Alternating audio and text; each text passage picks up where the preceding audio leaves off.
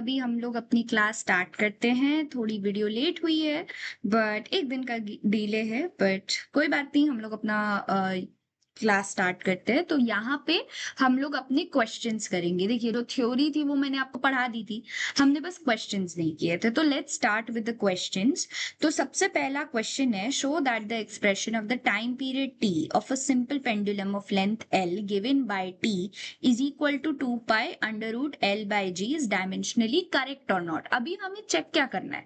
हमें ये चेक करना है कि ये फॉर्मूला डायमेंशनली करेक्ट है। अगेन, डायमेंशनली करेक्ट है या नहीं, हमें बस इतना चेक करना है। तो बहुत इजी सा काम है, कर लेते हैं चेक। ठीक है, तो सबसे पहले फॉर्मूला जो दिया है वो लिख लेते हैं। T is equal to 2 pi under root L by G. ठीक है, अब एल हमारा लेंथ होता है, हमें पता है। ठीक है, जी हमारा एक्सेलरेशन ड्यू टू ग्रेविटी होता है, टी हमारा टाइम पीरियड है, तो ये टाइम होगा। तो लिख डालते हैं। और 2 पाई की कोई डायमेंशन नहीं होगी, क्यों? क्योंकि वो एक कांस्टेंट है। ठीक है, तो आगे बढ़ते हैं। इसको पूरा हम लोग डायमेंशंस लिख लेते हैं। टी का नॉर्मल टी रहेगा, 2 पाई को मैं इग्नोर कर रही हूं, अंडर रूट को पर हम कभी भी इग्नोर नहीं करेंगे, क्योंकि अंडर रूट एक पावर है। पावर को हम लोग जेन्युइनली इग्नोर नहीं करते, क्योंकि वो हमारे डायमेंशन में चेंजेस कर सकती है। कैसे चेंजेस कर सकती है देखते हैं। जैसे लेंथ का एल हो गया और जी एक्सेलरेशन है, तो एल टी -2 मैं लिख सकती हूँ। थोड़ा अच्छे से -2 लिखते हैं हम लोग। एल टी -2 हो गया। ठीक है, तो अब और ये पूरा का पूरा अंडर रूट में है, तो अंडर रूट को डालते हैं। एल से एल मर गया ऑब्वियसली। फिर उसके बाद t -2 है। अब अगर मैं t -2 को ऊपर लेके जाऊंगी, डिनोमिनेटर है, न्यूमरेटर में जाएगा तो पॉजिटिव हो जाएगा। ऑब्वियस सी बात है, साउथ से नॉर्थ में जाओगे तो कुछ तो चेंज होगा ना, ऑब्वियसली। तो इसीलिए 2 का स्क्वायर एंड इस पे अंडर रूट, तो t का स्क्वायर क्या होगा? t हो जाएगा। तो t is equal to T. तो दिस इज डायमेंशनली करेक्ट। और हमसे यही पूछा था कि ये डायमेंशनली करेक्ट है या नहीं, बताओ। और जो कि ये है, तो ये क्वेश्चन हमारा हो चुका है डन। इसको हम लोग कर लेते हैं टिक। अब नीचे चलते हैं। नीचे है velocity v of a particle depends upon the time t according to the equation v is equal to a plus b t plus c upon d plus t. अब क्या है वेलोसिटी v? वेलोसिटी की क्या dimensions होती है? L T -1। अब L T -1 कैसे आया? v is equal to distance, displacement upon time. Displacement को हम लोग L लिखते हैं, ये अपॉन टी, तो एल टी -1 आया कि नहीं, इतना क्लियर है ना? तो इसको लिख डालते हैं। वेलोसिटी का पहले तो हम फॉर्मूला लिखते हैं, a plus b t plus c upon d plus t. अब एक चीज ना बहुत ध्यान से देखो। देखो, a का डायमेंशन v के डायमेंशन के इक्वल आना चाहिए, मतलब एल टी -1 के इक्वल आना चाहिए। और b प्लस, देखो a b प्लस टी और c upon d plus T, इन तीनों का एल टी -1 आना चाहिए। a का भी एल टी -1, बी टी का प्रॉपर पूरा L T -1 and c upon d plus T का। ये नहीं कि सिर्फ a का, सिर्फ b का, सिर्फ c का, नहीं, ये सारे टर्म्स a का, बी टी कंबाइंड का, c upon d plus T combined का। ठीक है, इसको थोड़ा सॉल्व करते हैं तो और ढंग से समझ आएगा कि मैं बोलने की कोशिश क्या कर रही हूं। a तुम्हारा एल टी -1 होगा, क्यों? क्योंकि v, इसको मैं कोने में लिख देती हूँ, v is equal to L T -1 है, तो ऑब्वियसली a भी वही आएगा। ठीक है, अब बी टी है, बी टी, टी हमारा टाइम है, शायद क्वेश्चन में भी लिखा होगा T is time only, but T जब भी लिखा हो मतलब टाइम ही होता है। तो ये टी है और मुझे इसको करना है एल टी -1 के इक्वल। तो कुछ नहीं, मैं एल टी -1 अपॉन टी लेके जाऊंगी। अब यहाँ पे 1 इसका पावर है, ये ऊपर जाएगा तो +1 होगा या -1 होगा? बताओ, ये 1 है, ऊपर जाएगा तो -1 हो जाएगा, साइन चेंज हो जाएगा, तो एल टी -2 हो जाएगा। तो वही लिख डालते हैं, एल टी -2। ठीक है, अब चलिए नीचे आते हैं। अब ये पूरा टर्म इसके इक्वल है, सिर्फ d प्लस टी नहीं, पूरा का पूरा। तो हम ये इसको कैसे लिखेंगे, इसको हम लोग ऐसे लिखेंगे कि c upon d plus t is equal to L T minus one. अब अगर आपको याद हो principle of homogeneity, principle of homogeneity क्या कहता था कि सेम डायमेंशंस के ही प्लस या माइनस होंगे, मतलब इसका जो डायमेंशन है और इसका डायमेंशन सेम होना चाहिए, वरना इनका कभी एडिशन नहीं हो सकता। मल्टीप्लीकेशन डिवीजन हो सकता है बट एडिशन सब्ट्रैक्शन कभी नहीं होता। अगर यहाँ पे d माइनस टी भी होता ना, तब भी d का डायमेंशन t के अलोंग ही रहता। तो हम कह सकते हैं कि d का डायमेंशन हमारा t ही है, ठीक है। तो अब इसको पुट कर सकते हैं हम कि c upon T is equal to L T minus one. तो मैं क्या इसे ऐसे लिख सकती हूँ, c is equal to L T minus one upon T. अब क्या होगा, यहाँ पे t की पावर 1 है, ये ऊपर जाएगा तो माइनस वन हो जाएगा। तो मैं इसको क्या लिख सकती हूँ, L T minus two is equal to C. समझ आई। तो अब हमारे क्या क्वेश्चन में क्या पूछा हुआ था, ए बी सी डी इन तीनों का निकालो कि ए बी सी डी ये इनका डायमेंशन क्या होगा। ए का हम लोगों ने निकाल दिया, इसको दूसरे बक्से में डाल देते हैं हम लोग। ए हमारा आ गया, ठीक है। बी भी हमारा आ गया। अगर हम बी की बात करें, बी ये था, तो हम लिख सकते हैं बी हमारा ये था, बी भी हमारा आ गया। सी भी हमारा आ गया, सी बाद में आया, पहले डी आया था, डी को भी हम लोग एक डब्बे में डाल देते हैं, डी भी हमारा आ गया एंड सी भी हमारा आ गया। तो हम कह सकते हैं, अरे अरे ये क्या हो गया, उरी उरी। तो हम कह सकते हैं सी भी हमारा आ गया। तो ये क्वेश्चन हमारा डन है जी। अब आते हैं तीसरे क्वेश्चन पे। तीसरा क्वेश्चन क्या कहता है, the following equation gives a relation between the mass m1 kept on a surface of area A and pressure P exerted on this area। तो हमें क्या क्या दे रखा है, P is equal to pressure हम लोगों को दे रखा है क्वेश्चन में, m मास है ये हमें पता है, m1 m2 दोनों ही, ठीक है। m1 का तो लिखा हुआ है, m1 हमारा मास है, m1 सिर्फ हमारा मास है। ए हमारा सरफेस एरिया है, इसको हम एरिया भी लिख सकते हैं। तो ये हमारा ऑलरेडी गिवन है। और क्या बोला है, हमें एक्स की डायमेंशन फाइंड करनी है और m2 की डायमेंशन फाइंड करनी है। अब मुझे एक बात बताओ, प्रिंसिपल ऑफ होमोजेनिटी याद है क्या था। प्रिंसिपल ऑफ होमोजेनिटी क्या करता था कि कोई भी वैल्यू अगर हम उसको प्लस या माइनस कर रहे हैं, मतलब m1 और m2 को हम माइनस प्लस कर रहे हैं, एडिशन कर रहे हैं, ऐड कर रहे हैं, तो m1 का जो डायमेंशन होगा वो m2 का भी डायमेंशन होगा। तो मैं क्या लिख सकती हूँ, m2 is equal to m। यही हमारा डायमेंशन आ गया, हाँ कि ना, कुछ गलत बोला मैंने, नहीं तो। अब चलते हैं x को फाइंड आउट करने के लिए। अब x जो है ये हमारा मेन चैलेंज है, क्यों, क्योंकि प्रेशर का तो डायमेंशनल फॉर्मूला क्या था, याद है डायमेंशनल फॉर्मूला क्या था, ml minus one T minus to. ये फॉर्मूलाज आपको याद करने पड़ेंगे। देखिए कुछ फॉर्मूलाज होते हैं जो याद करने पड़ते हैं, फोर्स के, फिर मोमेंटम के, फिर आपका प्रेशर हो गया, उसके बाद एक्सेलरेशन, ये सब छोटी छोटी चीजें आपको याद करनी पड़ेगी, डेंसिटी का भी। मतलब हमेशा आप लोग फॉर्मूला यूज इस्तेमाल करके भी निकाल सकते हो, बट कुछ कुछ अगर आपके फिंगर टिप्स में रहेंगे ना तो अच्छी बात है। जैसे कि हम लोग बोलते नहीं थे टेबल 1 से लेके 10 तक तो याद कर लो, बाकी हम लोग निकाल सकते हैं। तो इन द सेम वे ये कुछ कुछ याद कर लो तो बाकी हम लोग निकाल पाएंगे। तो पहले हम प्रेशर का लिख लेते हैं, पहले हम फॉर्मूला लिखते हैं। फॉर्मूला हमारा क्या दिया हुआ है, P is equal to m1 plus m2 into x upon a, ये दे रखा है। तो इस पे हम लोग अपने फॉर्मूलाज पुट करने लगते हैं, ml minus one T minus to, ये तो प्रेशर का हो गया। m1 प्लस m2 मैं m लिख सकती हूँ, x हमारा नॉर्मल है क्योंकि हमें इसे फाइंड आउट करना है। एरिया का l स्क्वायर होता था, ठीक है, याद है ना इतना। अगर नहीं याद है, एरिया साइड इंटू साइड होता है, लेंथ इंटू लेंथ हो गया तो एल स्क्वायर हो गया, ठीक है।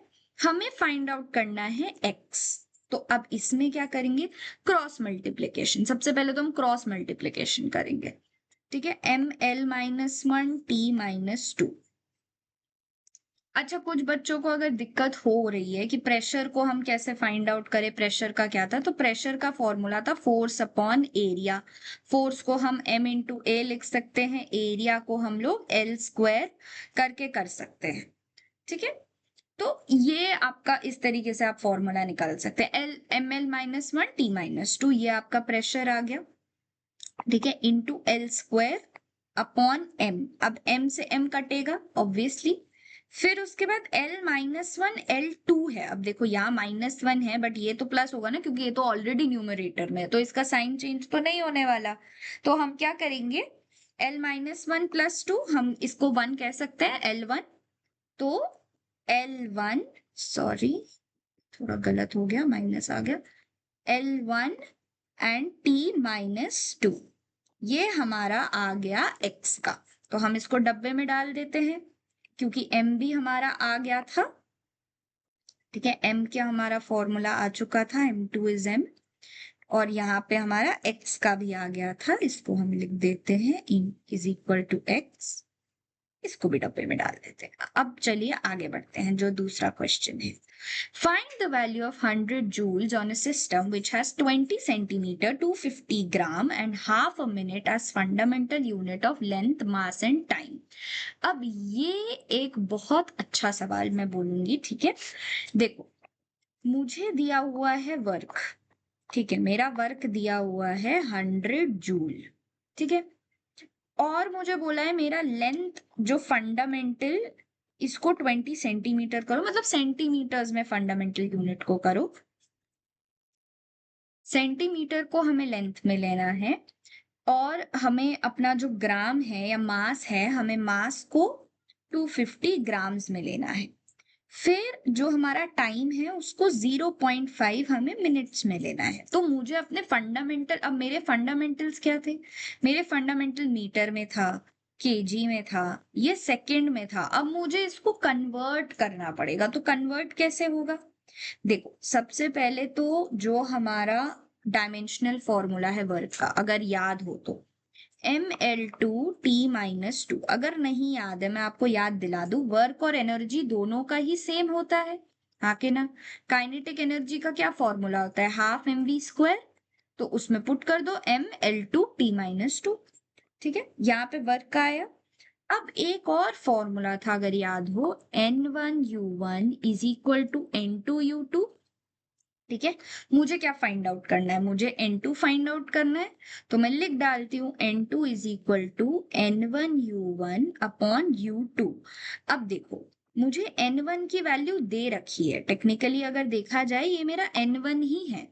ठीक है, क्योंकि मुझे एक यूनिट का ऑलरेडी न्यूमेरिकल वैल्यू पता है 100 जूल, और मुझे उसकी यूनिट भी पता है जो मीटर और केजी और सेकंड्स में रहता है। मुझे यूनिट 2 में चेंज करना है। यूनिट 2 हमारी क्या है, जो हमने यहाँ पे लिखी हुई है, सेंटीमीटर, ग्राम एंड मिनट्स। तो इसको हम लोग चेंज कर देते हैं। N1 तो 100 है ही, तो इसको हटाओ। U1 क्या है, देखो पहले तो ml2 हमारा था, ml2T-2। तो सबसे पहले m1 अपॉन m2, दूसरा L1 अपॉन L2 का स्क्वायर, एंड फिर तीसरा T1 अपॉन T2 का -2। ये करेंगे क्योंकि ये हमारे इस डायमेंशन के इक्वल होना चाहिए, इसीलिए मैंने ये किया। उसके बाद हम लोग क्या करेंगे, 100 तो हम लोग लिखेंगे ही। m1 मेरा क्या है, 1 kg में है, और ये मेरा 250 ग्राम्स में है, हाँ के ना। L1 मेरा 1 मीटर में है, ये मेरा 20 सेंटीमीटर में है जिसका स्क्वायर, और ये मेरा 1 सेकेंड में है, और जो मेरा दे रखा है वो 0.5 मिनट्स में है, -2। तो अब मैं इसको कैसे लिख सकती हूँ कि अब मैं क्या करूं जिससे ये सारी चीजें चेंज हो जाए। तो सबसे पहले 1 kg को मैं 1000 ग्राम लिख सकती हूँ, तो मैं वो लिखूंगी। फिर 1 मीटर को हम लोग क्या लिख सकते हैं, 100 सेंटीमीटर।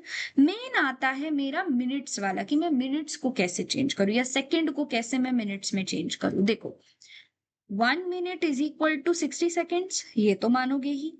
ठीक है, तो मैं क्या लिख सकती हूँ, 1 सेकेंड = 1/60 मिनट्स। क्या मैं लिख सकती हूँ? चलो वापस इस चीज को थोड़ा अरेंज करके लिखते हैं। 60 second is equal to 1 minute. तो अगर मैंने 1 सेकेंड बोला तो 1/60 मिनट होगा कि नहीं होगा? कुछ गलत बोला मैंने? नहीं बोला ना? तो इसको मैं लिख डालती हूँ 100 और इसको 1000 ग्राम अपॉन 250 ग्राम। ठीक है, ये मेरा 100 सेंटीमीटर अपॉन 20 सेंटीमीटर, इसका स्क्वायर। कभी पावर मत भूल जाना, पावर भूलोगे तो पूरा कैलकुलेशन खराब हो जाएगा। ठीक है, और ये होगा 1/60 इंटू 0.5 और इसका -2। ठीक है, अब पूरा काटा फीटी पूरी चीज करोगे तो अगर मैं थोड़ा बहुत तुम्हारे लिए कर दूं क्योंकि बच्चे ही हो, तो देखो 0 0 कट हो गया पहली चीज। 25 इंटू 4 से करोगे तो 100 आएगा। इसको हम लोग 5 कर सकते हैं और इसको हमें थोड़ा सॉल्व करना पड़ेगा, कोई बात नहीं। तो इसको मैं लिख सकती हूँ 100 इंटू 4 इंटू 5 और ये मेरा 1/30 का -2 आएगा। तो -2 है, ये 1/30 का -2 है। तो अगर मैं इसको न्यूमरेटर में लेके जाऊंगी तो 30 स्क्वायर हो जाएगा। तो मैं इसका पूरा जब तुम्हारा कैलकुलेशन होगा तो 9 into 10 raise to the power 6 आएगा और यही तुम्हारा आंसर है। ठीक है, तुमसे अगर बोला जाए कि पूरा प्रॉपर आपका आंसर क्या होगा, it is 9 into 10 raise to the power 6। इसको ओ शिट, सॉरी सॉरी, इसको हम डब्बे में डाल देते हैं। ठीक है, अब आगे बढ़ते हैं। Frequency of a straight string depends upon the tension F, जो डायमेंशन ऑफ फोर्स है, लेंथ L है and mass per unit length mu है। तो derive the formula for frequency. अब देखो इसमें क्या दे रखा है कि जो मेरा F है वो मेरा फोर्स पे डिपेंडेंट है। टेंशन मतलब यहाँ पे फोर्स दिया हुआ है, dimension of force. Length L length पे डिपेंडेंट है और एक और किस चीज पे? मास पर यूनिट लेंथ म्यू, इस पे डिपेंडेंट है। तो ऑब्वियसली इन पे कुछ वैल्यू हो सकती है ना? एल की कोई पावर होगी, एल स्क्वायर हो सकता है, एल क्यूब हो सकता है, एल क्वाड्रेंट हो सकता है, कुछ भी हो सकता है। तो कुछ भी इसका वैल्यू हो सकती है, तो मैं इनको मान के चलती हूँ ए बी एंड सी। ठीक है, फिर इसको सॉल्व करते हैं। फ्रीक्वेंसी का हमारा क्या होता है? डायमेंशन 1/t होता है। एक सेकेंड, 1/t होता है कि नहीं? तो मैं क्या लिख सकती हूँ फ्रीक्वेंसी को? t⁻⁴ ठीक है, ये मेरा किससे डायमेंशनल या किस पे डिपेंडेंट है? डिपेंडेंट मतलब प्रोपोर्शनल। जैसे कि आपका करंट जो है, ठीक है, करंट और वोल्टेज प्रोपोर्शनल है, Ohm's law. Voltage is directly proportional to current. नहीं पढ़ा है तो आगे की क्लासेस में आप लोग पढ़ोगे इस चीज को। ओम्स लॉ भी एक चीज होती है। तो वैसे ही फ्रीक्वेंसी डिपेंड करती है, मतलब वो प्रोपोर्शनल है। तो हम क्या लिख सकते हैं? फोर्स का हमारा डायमेंशन क्या है? m×a, mLt-1। मैं लिख सकती हूँ mLt-2। तो मैं इसको लिखूंगी mLt-2 का पावर a। ठीक है, फिर मेरा length b, lb and mu. Mu का हमें क्या दे रखा है? मास पर यूनिट लेंथ। मास पर यूनिट लेंथ मतलब m/l। तो मैं m/l को क्या मैं ml-1 लिख सकती हूँ? तो मैं वही करूंगी, म्यू की वैल्यू हम वही लिख देते हैं, ml-1 की पावर c। ठीक है, अब क्या दे रखा है मुझे? m जो है वो मेरे फ्रीक्वेंसी में आता नहीं है। ठीक है, m 0 है। मैं इसे लिख सकती हूँ ना, इसको मैं ऐसे भी तो लिख सकती हूँ, m0 l0 करेक्ट। और यहाँ पे मेरा क्या m की वैल्यू कहाँ कहाँ है? a and b। तो मैं इसको क्या लिख सकती हूँ? m⁻⁴ a plus c। Correct, क्योंकि a यहाँ पे है एंड c यहाँ पे है। m की वैल्यू ऐसे, इसको अगर मैं मल्टीप्लाई करूंगी पावर में तो a प्लस c लिख सकती हूँ। फिर l को लेते हैं, l में a plus b minus c लिख सकती हूँ कि नहीं? a plus b minus c, correct. And फिर t, t पे क्या है? t की वैल्यू मेरी -2a है। अब मुझे एक बात बताओ, m की वैल्यू तो मेरी 0 दे रखी है, तो मैं लिख सकती हूँ a plus C is equal to 0।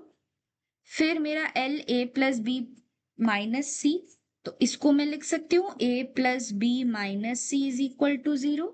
और एक और क्या है, -2a। अब t की वैल्यू -1 यहाँ दे रखी है, -1 यहाँ दे रखी है, और यहाँ पे मेरी t की वैल्यू क्या है, -2a।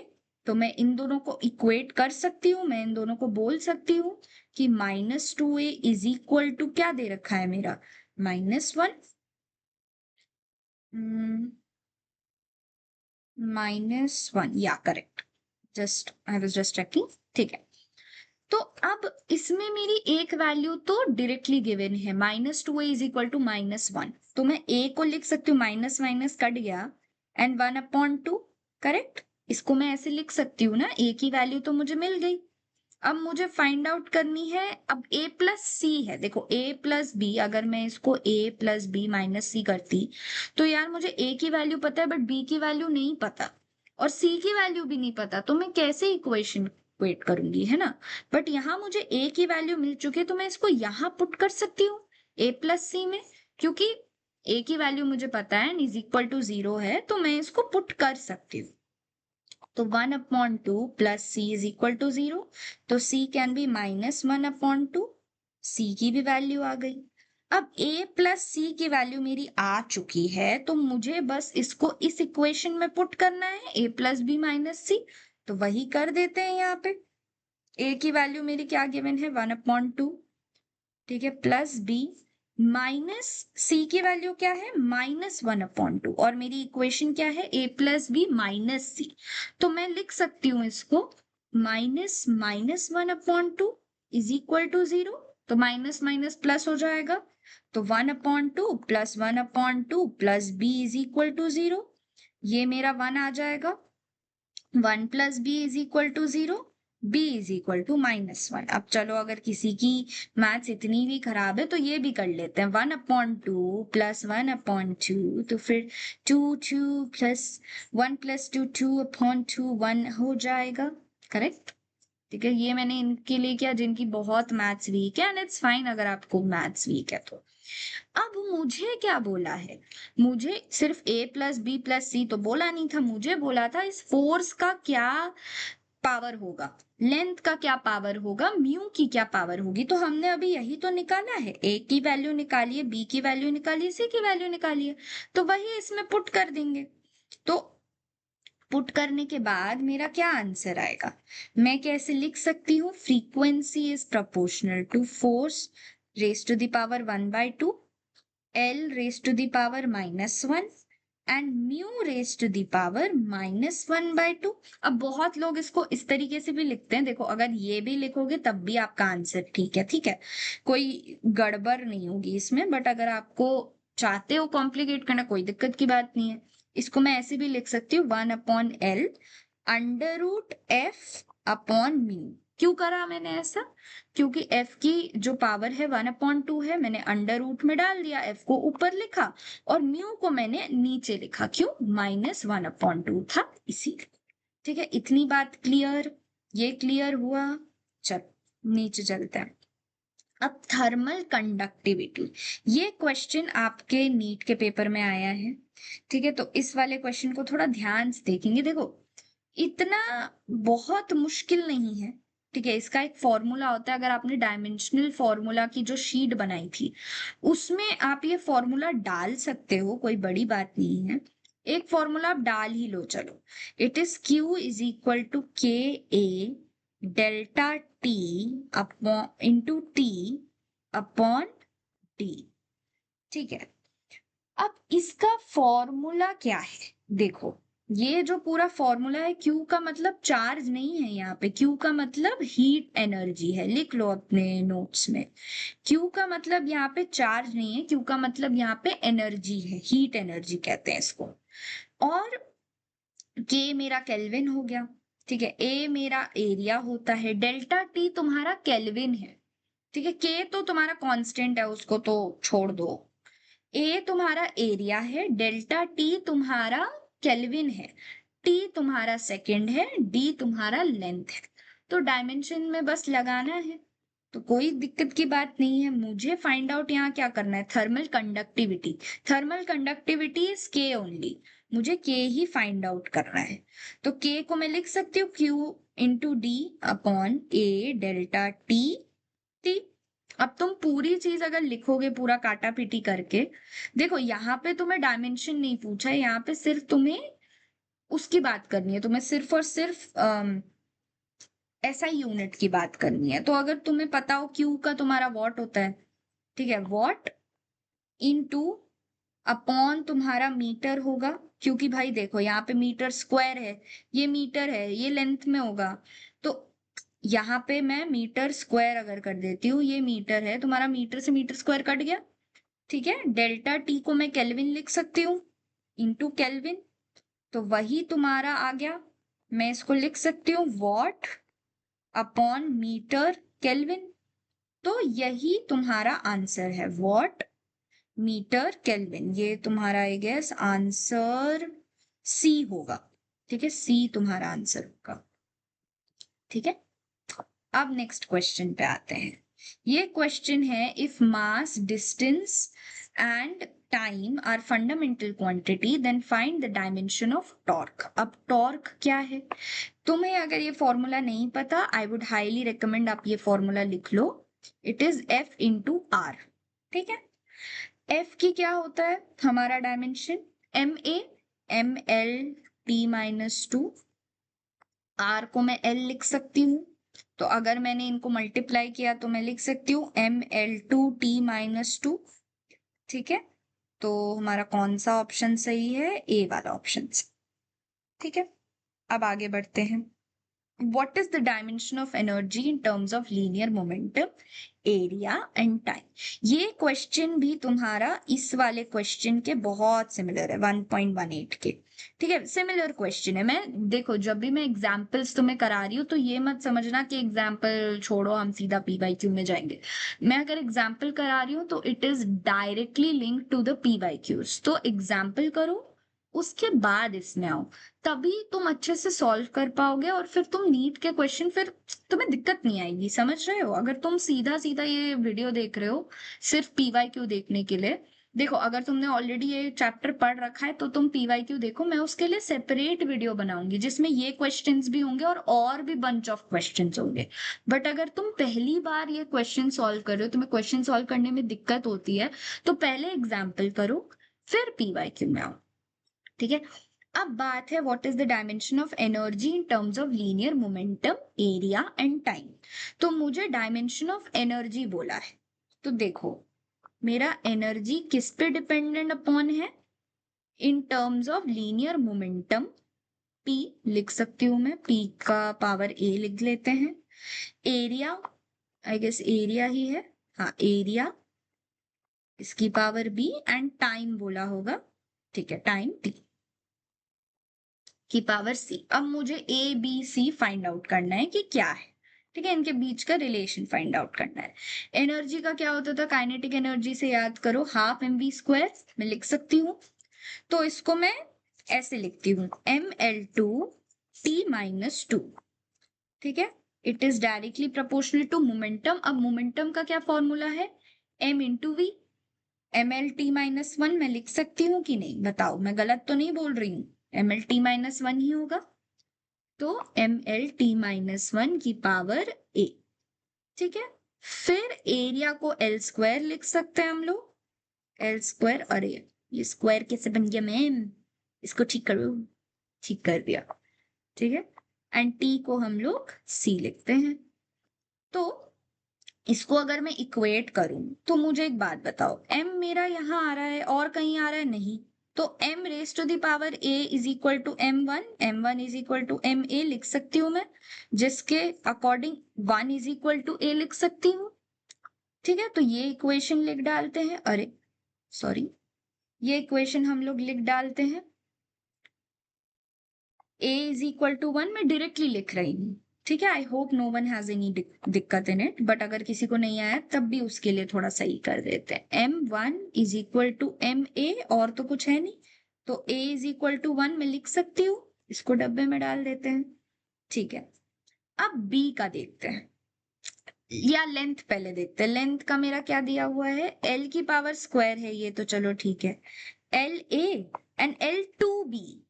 क्या मैं इसको लिख सकती हूँ, L A plus two B is equal to L two, correct?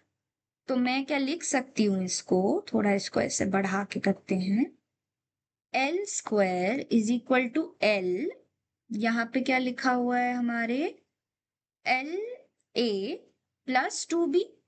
तो मैं इसको ऐसे लिख देती हूँ, L A plus two B. तो मैं इसको ऐसे इक्वेट कर सकती हूँ, a प्लस टू बी। अब a की वैल्यू मेरी यहाँ पहले से आ रखी है, तो मैं इसको इस वाली वैल्यू में पुट कर देती हूँ, 1 प्लस टू बी।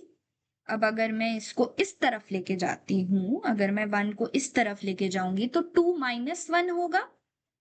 2 माइनस 1 क्या होता है, 2 माइनस 1 इज 1, करेक्ट?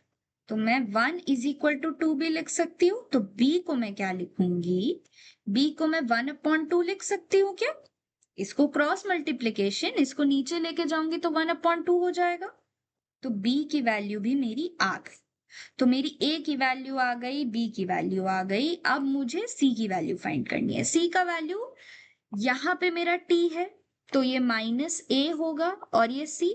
तो मैं इसको क्या लिख सकती हूँ, इसको मैं क्या लिख सकती हूँ ऐसे, t sorry, t minus 2 is equal to t minus a plus, यहाँ क्या दिया हुआ है, प्लस c। तो मैं इसको ऐसे लिख डालती हूँ। a की वैल्यू मेरी क्या फाइंड आउट हुई थी, 1। तो मैं इसको क्या ऐसे लिख सकती हूँ क्या, -2 -1 प्लस सी। ए की वैल्यू मेरी 1 ही आई थी, तो मैंने इसको -1 में कर लिया क्योंकि माइनस ए था।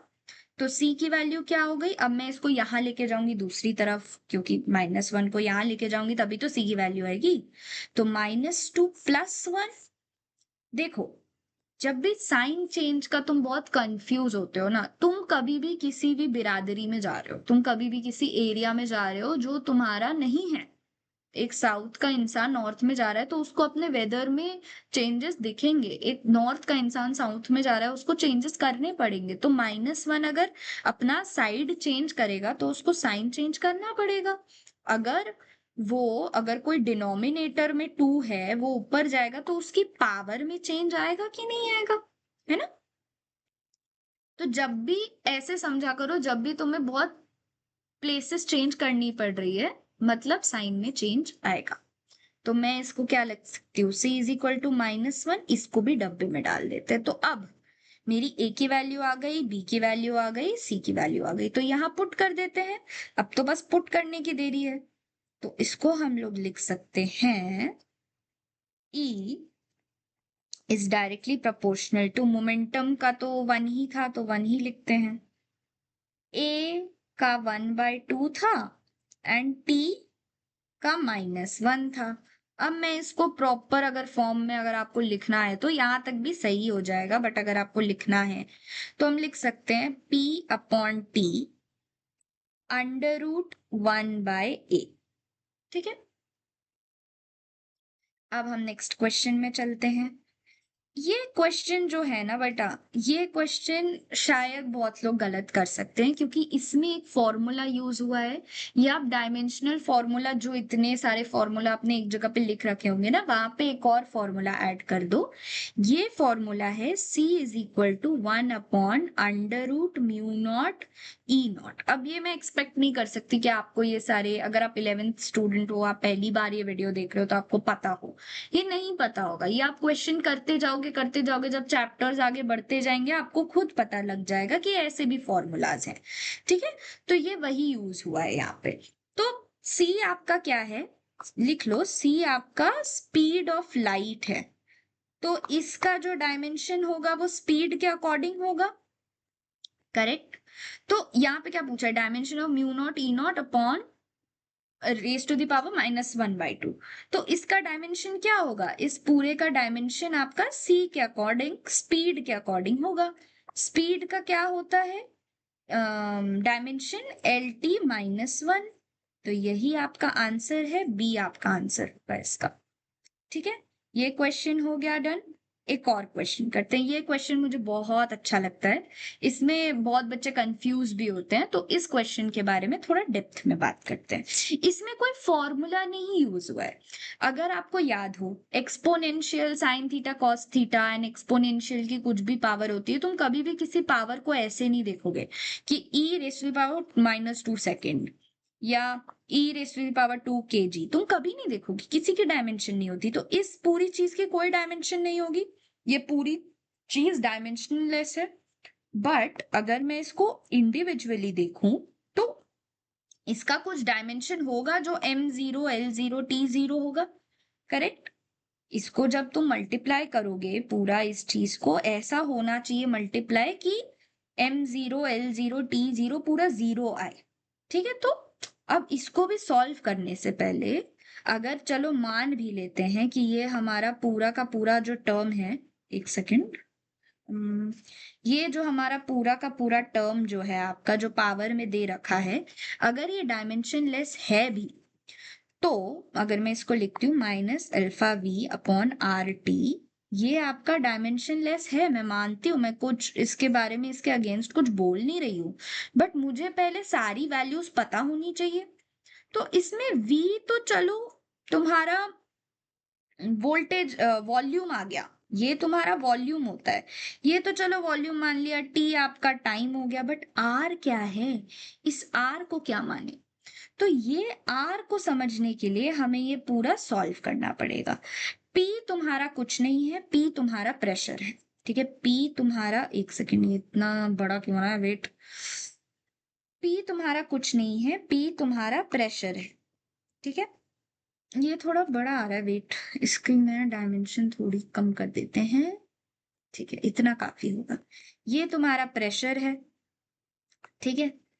फिर तुम्हारा टी, ये तुम्हारा, ये जो टी यूज हुआ है, ये तुम्हारा टाइम वाला नहीं है, ये तुम्हारा थीटा वाला है, ठीक है। ये जो टी यूज है, ये टाइम नहीं है, ये केल्विन है, ठीक है। केल्विन या थीटा, कुछ लोग थीटा यूज करते हैं, कुछ लोग केल्विन यूज करते हैं, ठीक है। और वी तुम्हारा वॉल्यूम है, ठीक है। ये ऑलरेडी गिवन होगा क्वेश्चन में, ठीक है। तो इसका स्ट्रेस तुम लोग मत लो, तुम्हें बस अल्फा की वैल्यू पता करनी है।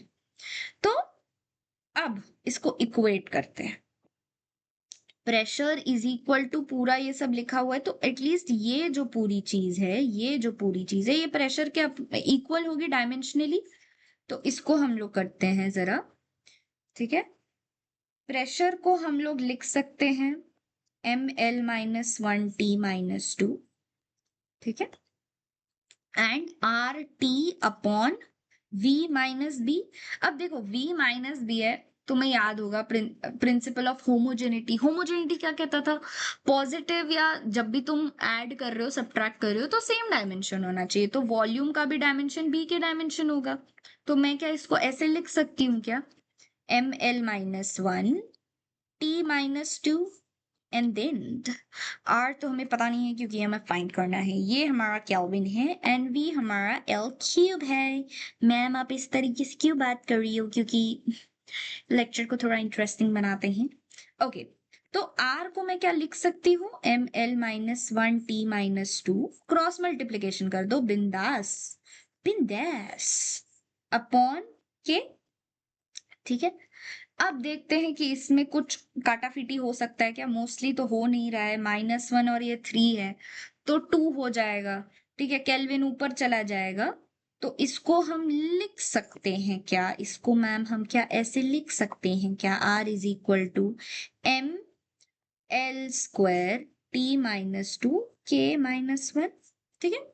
अब मुझे R की वैल्यू मिल चुकी है, ठीक है, मुझे R मिल गया है, मुझे बस इसमें अब पुट करना है, ठीक है। तो ये कितना सिंपल हो गया। -1 को तो भूल जाओ, ठीक है, माइनस का कुछ डायमेंशन से लेना देना नहीं होता है, तो इसको हम ऐसे ही रख देंगे, ठीक है। अल्फा को ऐसे ही रखो, v को हम, तो अल्फा को हम ऐसे ही रखेंगे, बट v को हम L³ लिख लेंगे। r हमने जो फाइंड आउट किया था वो पूरी की पूरी वैल्यू यहाँ पे लिख लेते हैं, ठीक है। हमारी पूरी वैल्यू क्या आई थी, ml2t-2 k-1, ठीक है। एंड इनटू में क्या है, इनटू में हमारा t केल्विन वापस आ गया, तो अब एक चीज हो सकती है, केल्विन इंटू केल्विन, ये हो गया हमारा, ये कट गया हमारा, ठीक है। तो हम इसको लिख सकते हैं क्या, ऊपर लेके चले जाओ पूरी इस चीज को। अब ये मत मानना कि भाई जीरो ऊपर है, इनको कर देंगे जीरो इंटू समथिंग जीरो हो जाएगा, नहीं, ये ऐसा नहीं है, इसको थोड़ा कंफ्यूज ना हो, इसलिए मैं इसको पूरा लिख देती हूँ, M0 L0 T0, ठीक है, ऐसे समझ लो, ठीक है। अब ये चीज जब पूरी जाएगी तो कुछ नहीं होगा, ज्यादा कुछ डिफरेंस नहीं आएगा, तुम्हारा M की वैल्यू अल्फा को मैं ऐसे लिख सकती हूँ, ML2T-2 अपॉन L क्यूब, ठीक है। अब इसमें और कुछ चेंज नहीं है, ML-1T-2 आ गया तुम्हारा आंसर।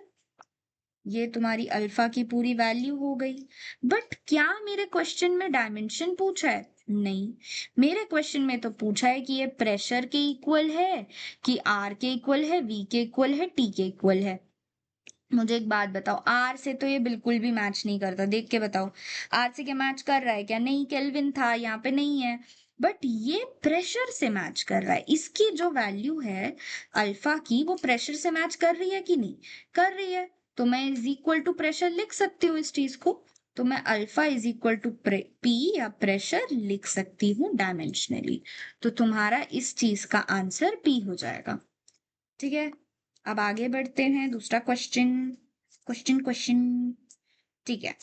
ये बहुत हलवा क्वेश्चन है, बट इसको वापस एक बार ढंग से कर लेता है। तो अब वेलोसिटी मुझे दी है, v is equal to AT² plus BT plus C, where T is time, find the dimension of A, B and C। ये बहुत इजी है, बट ये अगेन आपके मेडिकल एग्जाम्स में आया है, तो इसको हम बहुत अच्छे से कर लेते हैं। इसके बाद एक और क्वेश्चन है, ठीक है, चल। तो ये हमारा सेकंड लास्ट क्वेश्चन है, धड़ाधड़ कर लेते हैं, धड़ाधड़ इसको खत्म करते हैं, ठीक है। तो सबसे पहले हम पूरी इक्वेशन लिख देते हैं। इक्वेशन है AT² plus BT plus C, ठीक है। वेलोसिटी का डायमेंशन क्या होता है? LT-1 क्या होता था?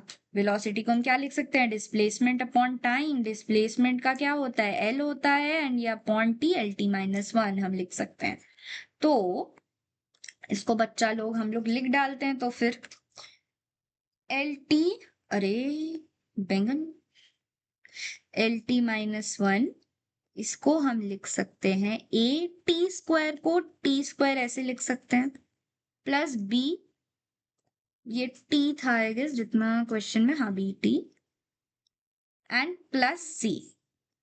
तो सिंपल सी बात है भैया, हमें ABC, क्योंकि ABC का अपना डायमेंशन है। अब ये मत बोल देना ABC भाई कांस्टेंट है, जीरो होगा इनका, नहीं, ऐसे नहीं, इनकी भी अपनी एक डायमेंशन है, तो हम वही उस चीज को देखेंगे।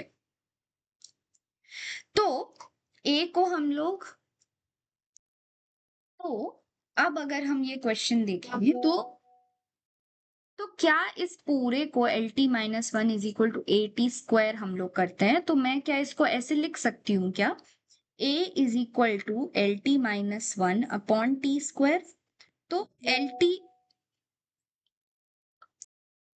सो अब इस क्वेश्चन में क्या है कि हमें वेलोसिटी दे रखी है v is equal to AT² plus BT plus C। तो मुझे ऐसा करना पड़ेगा कि ये, अरे हमें ऐसा करना पड़ेगा कि AT² v के डायमेंशन में हो, BT भी इसके डायमेंशन में हो, और C भी इसके डायमेंशन में हो। तो बहुत इजी है, AT² को T² को मैं T² लिख सकती हूँ, ठीक है, डायमेंशनली। BT को भी मैंने लिख दिया, एंड C हमारा। अब भाई कुछ लोग ऐसे मत करना कि यार A B C ये तो हमारे कांस्टेंट ही हैं, तो इनको जीरो मान लेते हैं इसकी डायमेंशन, ऐसा नहीं होता है, ठीक है, ऐसे करना भी मत जाना, गलत हो जाएगा पूरा आंसर तुम्हारा, ठीक है। अब हम इसको लिख सकते हैं, A को मैंने क्या किया, LT-1 अपॉन T² किया, तो T ऊपर जाएगा तो -1 -2 हो जाएगा, तो -3 लिख सकते हैं। तो T हमारी A की डायमेंशन क्या हो गई, LT-3। अब देखो मैं एक शॉर्ट ट्रिक बताती हूँ, जब भी ऐसे कुछ क्वेश्चन हो, A का तो तुम्हें मिल गया ना वैल्यू, अब A की वैल्यू A से मैच कर रही है, तुम्हारा यही आंसर आ गया। बट अगेन अगर ये तुम्हारा नीट में नहीं बट तुम्हारे बोर्ड्स में पूछ लिया, तब तो पूरा सॉल्व करना पड़ेगा, तो हर बार तो छोड़ नहीं सकते। तो अगर ये ऑप्शन नहीं होता, दूसरा ऑप्शन होता, तब भी तुम लोग फंस जाते। ठीक है, ये मैं एक शॉर्ट ट्रिक बता रही हूँ, जब तुम्हारे पास टाइम नहीं है, तुम्हें दिखाई दे रहा है कि हाँ you are sure about your answer, तो तुम कर सकते हो, वरना अगर ये ऑप्शन ना दिया हो तो फंस जाओगे। तो इट्स जस्ट अ ट्रिक, इसको हमेशा अप्लाई हो जरूरी नहीं है। ठीक है, अब बी टी है, वो भी एल टी माइनस वन होगा, तो b को मैं लिख सकती हूँ L T minus one upon T, ये भी ऊपर जाएगा, वन है तो माइनस टू हो जाएगा L T minus to. Obviously नीचे डिनोमिनेटर में वन है, ऊपर जाएगा तो माइनस वन हो जाएगा, माइनस वन माइनस टू होता है। ठीक है, और c मेरा directly L T minus one आएगा। तो क्या ये मेरे ऑप्शन से मैच कर रहा है? मैच कर रहा है, तो तुम्हारा ए आंसर हो गया। अब जो तुम्हारा न्यू क्वेश्चन है, ठीक है, जो आया है, ठीक है, ये कभी कभी कुछ कुछ क्वेश्चंस ऐसे होते हैं ना जो तुम्हें ट्रायल एंड एरर करना पड़ता है, क्योंकि हर चीज तो तुम्हारे दिमाग में नहीं रहेगी। यहाँ पे पूछा है from the dimensional consideration which of the following equation is correct. ठीक है, अब देखो आर यहाँ क्या है, आर तुम्हारा रेडियस है, ठीक है, इसको तुम एल की वैल्यू ले सकते हो। जी तुम्हारा क्या है, जी तुम्हारा F is equal to G M one M two upon R square. ये तुम्हारा ग्रेविटेशन वाले चैप्टर में ये फॉर्मूला ज्यादा आएगा, बट स्टिल ये फॉर्मूला जो है याद कर लो, कंठस्थ कर लो अपने दिमाग में, क्योंकि ये बहुत यूज होता है डायमेंशनल में। तुम्हारा थोड़ा घुमा के क्वेश्चन इसी से ही आएगा, तो ये अच्छे से कर लो। और एम तुम्हारा मास होता है, तो जी का तुम्हारा क्या आएगा, तुम्हारी पूरी डायमेंशन जो आएगी, मैं पूरा कैलकुलेट नहीं कर रही हूँ, पूरा डायमेंशन तुम्हारा m minus one L cube T minus to ये आती है। ठीक है, तो तुम्हें बस पूरा पूरा इसको पुट कर देना है। t is equal to two pi is equal to, two pi लिखो नहीं लिखो कुछ फर्क तो पड़ता नहीं है, बट मैंने तब भी लिख दिया, m into M minus one L cube T minus two. अब m minus one plus one cut गया, एल क्यूब कट गया। अब तुम्हारा t ये ऊपर जाएगा, t minus two, T square का अंडर रूट ये t हो जाएगा। तो तुम्हारा पहला जो आंसर है वही करेक्ट हो गया, तो तुम्हें और सॉल्व करने की जरूरत ही नहीं पड़ी, क्योंकि देखो तुम अगर ये पूरे फॉर्मूलेज देखोगे गलत आएंगे, ये भी नहीं आएगा गलत आएगा, ये भी गलत आएगा, ये भी गलत आएगा। ठीक है, कभी मल्टीपल चॉइस भी हो जाते हैं, बट ये फॉर्मूला अगर तुम्हें एक ही फॉर्मूला के अलग अलग डायमेंशन दे रखे हैं, अलग अलग इसी चीज को बस घुमा फिरा के दे रखा है, तो मतलब समझ जाओ कि एक ही आंसर तुम्हारा ठीक होगा, और वो तुम्हें ट्रायल एंड एरर करके करना पड़ेगा अगर तुम्हें फॉर्मूला याद नहीं है तो। And I am very sure कि तुम लोगों को ये याद नहीं रहेगा, हर फॉर्मूला तुम्हें याद हो जरूरी नहीं है। कुछ कुछ है जो मैंने तुम्हें बता दिए, जैसे तुम्हारा एक स्पीड ऑफ लाइट वाला था, वो तुम लोगों को पता नहीं था, as a 11th grader student तुम्हें शायद ये पता नहीं होगा, एंड इट इज ओके। ठीक है, तो ये तुमने नोट डाउन कर लिया। फिर एक और तुम्हारा टॉर्क फोर्स इनटू रेडियस, ये तो तुम्हें पता होना चाहिए, बट अगर नहीं पता है तो ये भी तुमने लिख लिया। फिर तुम्हारा ये वाला हीट एनर्जी का ये नहीं पता होगा तो तुम लोगों ने लिख लिया। जो भी फॉर्मूलाज यहाँ यूज किए हैं ना, जो तुम्हें बिल्कुल भी नहीं आते हैं, तुम लिख लो कहीं पे अपना डायमेंशनल फॉर्मूला, जो तुम्हारी पूरी शीट है ना उसमें तुम लोग इस चीज को ऐड कर लो, अगर ये एडेड नहीं है तो। ठीक है, नेक्स्ट में जो आपका लेक्चर लेकर आऊंगी वो एक थ्योरी लेक्चर होगा, उसमें हम लोग सिग्निफिकेंट फिगर्स एंड आपका एरर तो नहीं but significant figures and round of numbers उनके बारे में बात करेंगे। एंड मैं सोच रही हूँ कि जो क्वेश्चंस भी हैं मैं आपको all together with theory with numerical आपको करा दूंगी, क्योंकि उसमें ज्यादा न्यूमेरिकल्स आते नहीं है, but still it's an important topic. तो उसके लिए मैं अगले दिन आपकी एक लेक्चर बनाऊंगी जिसमें आपका थ्योरी एंड क्वेश्चंस दोनों इंक्लूडेड होगा, पास्ट ईयर क्वेश्चंस के साथ। ठीक है, सो आई थिंक आपको ये लेक्चर पसंद आया होगा। Take care, bye bye.